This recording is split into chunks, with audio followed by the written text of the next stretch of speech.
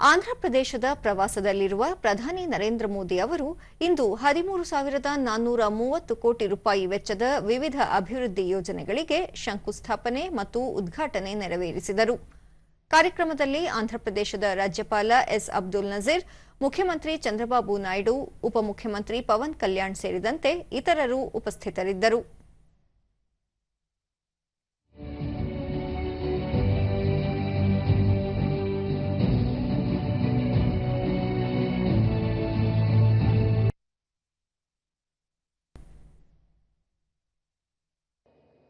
కోట్ల విలువ చేసిన మల్టిపుల్ ప్రాజెక్ట్స్ ని శంకుస్థాపన చేసి దేశానికి అంకితం చేశారు ప్రధాని.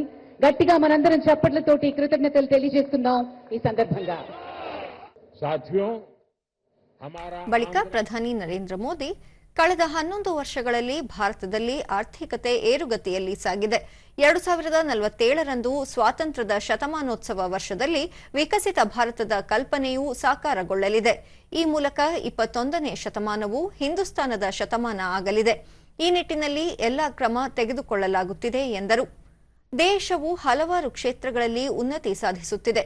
ಪ್ರತಿಯೊಂದು ರಾಜ್ಯದ ಉನ್ನತಿಯಾದರೆ ಮಾತ್ರ ದೇಶದ ಪ್ರಗತಿ ಸಾಧ್ಯ ಎಂದ ಪ್ರಧಾನಿ, ಕೇಂದ್ರ ಸರ್ಕಾರದ ಸಹಯೋಗದೊಂದಿಗೆ ಆಂಧ್ರಪ್ರದೇಶದಲ್ಲಿ ತೀವ್ರ ಸ್ವರೂಪದ ಪ್ರಗತಿಯಾಗುತ್ತಿದೆ ಎಂದರು.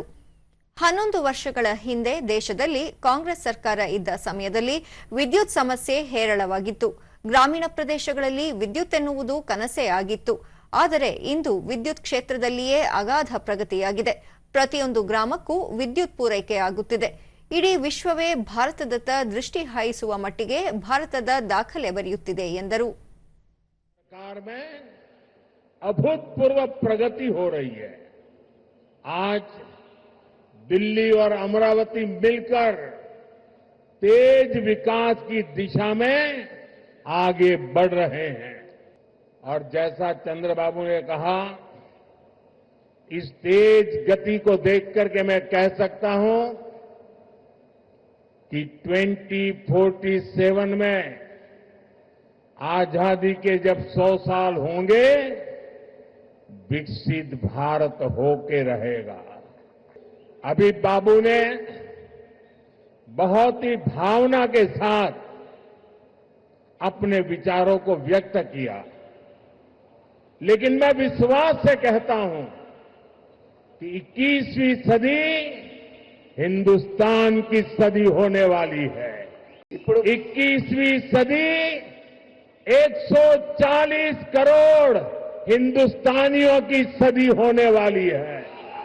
साथियों, आज भी यहां सड़क, बिजली, रेलवे, हाईवे और व्यापार से जुड़े कई प्रोजेक्ट्स का उद्घाटन ಕಳೆದೊಂದು ದಶಕದಿಂದ ಭಾರತ ಎಲ್ಲಾ ಕ್ಷೇತ್ರಗಳಲ್ಲಿಯೂ ಆತ್ಮನಿರ್ಭರತೆ ಸಾಧಿಸುತ್ತಿದೆ. ರಕ್ಷಣಾ ಕ್ಷೇತ್ರದಲ್ಲಿ ಕೂಡ ಆತ್ಮನಿರ್ಭರತೆ ಸಾಧಿಸಿರುವುದನ್ನು ಆಪರೇಷನ್ ಸಿಂಧೂರ್ ಸಮಯದಲ್ಲಿ ಇಡೀ ವಿಶ್ವ ನೋಡಿದೆ. ರಕ್ಷಣಾ ತಂತ್ರಜ್ಞಾನದಲ್ಲಿ ಭಾರತದ ಬೆಳೆಯುತ್ತಿರುವ ಸ್ವಾವಲಂಬನೆ ಮತ್ತು ಗಮನಾರ್ಹವಾಗಿ ದೇಶೀಯ ಸಂಶೋಧನೆ ಹಾಗೂ ಅಭಿವೃದ್ಧಿ ಗಮನ ಸೆಳೆದಿದೆ ಎಂದರು.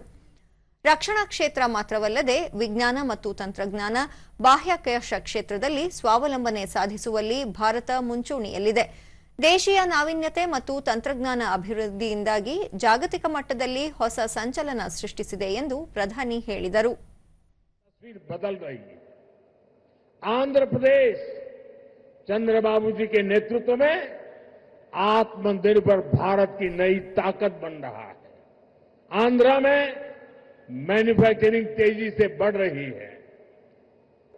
निम्मलुरु में एडवांस नाइट विजन फैक्ट्री का आरंभ रक्षा क्षेत्र में आत्मनिर्भरता प्राप्त करने की दिशा में एक और कदम है.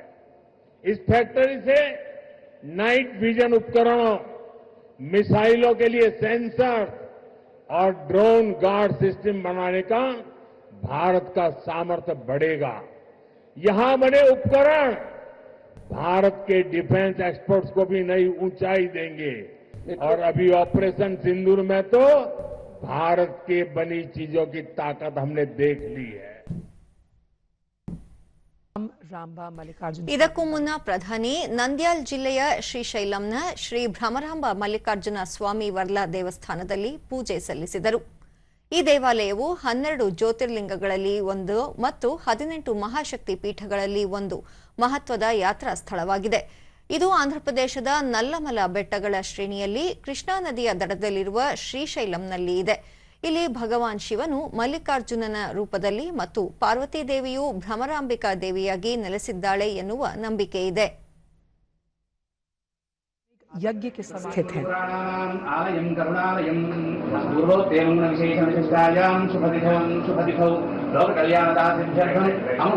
जिसके चारों कोनों पर 4 प्रतिष्ठित ಬಳಿಕ ಪ್ರಧಾನಿ ಶಿವಾಜಿ ಸ್ಮೃತಿ ಕೇಂದ್ರಕ್ಕೆ ಭೇಟಿ ನೀಡಿದರು. इसके केंद्र में छत्रपति शिवाजी महाराज की गहन ध्यान मुद्रा में एक प्रतिमा है. पीएम ने छत्रपति शिवाजी महाराज ನಂತರ ಕರ್ನೂಲ್ನಲ್ಲಿ ರೋಡ್ ಶೋ ನಡೆಸಿದರು.